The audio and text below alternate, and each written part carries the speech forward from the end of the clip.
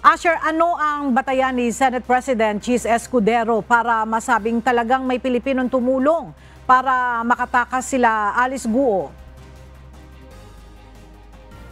Posibleng opisyal ng pamahalaan bukod sa Bureau of Immigration ang tumulong sa pagtakas ni Guo Huaping, mas kilala bilang Alice Guo, kasama yung kanyang mga kapatid na sina Sheila at Wesley. Ito ang pahayag ni Senate President Francis Cheese Escudero pagkatapos sumailalim ang dating Bamban Tarlac Mayor sa pagsisiyasat sa pagdinig ng Senado kahapon. Ayon kay Senador Escudero, hindi siya naniniwala sa mga iginiit na impormasyon ni Alice Guo na walang ibang Pilipino na tumulong sa kanilang pagtakas sa bansa.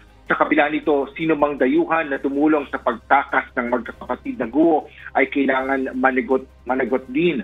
Kabilang narito ang isang Asian foreign national na inihayag ni Alice Guo sa Senate hearing. Hindi anya dapat na mapigilang mapanagot ang mga sangkot na dayuhan kahit na sinabi pa ng dating alkalde na wala umano sa bansa ang naturang individual. Hindi rin ligtas dito ang mga financier o nagbigay ng pondo kay Alice Guo at mga boss o mga namumuno sa kanya. Sa kabila nito, naniniwala naman si Senador Cheese kaugnay ng banta sa buhay ni Alice Guo.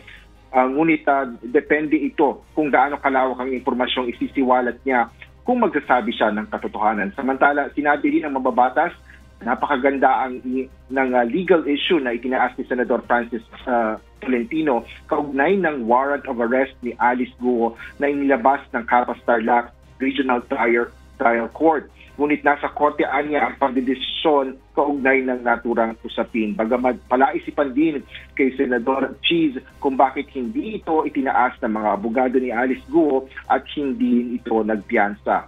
Anya, lumalabas na parang gusto rin ni Alice Guo ito o di kaya ay may kasunduan na ang maihain ang kaso laban sa kanya. Sa ngayon, Ella, ay wala pang nakatakdang schedule para sa susunod na hearing ng Senado para nga sa mga issue na kinasasangkutan ni Alice Guo. Yan muna ang latest dito sa Senado. Balik sa iyo, Ella.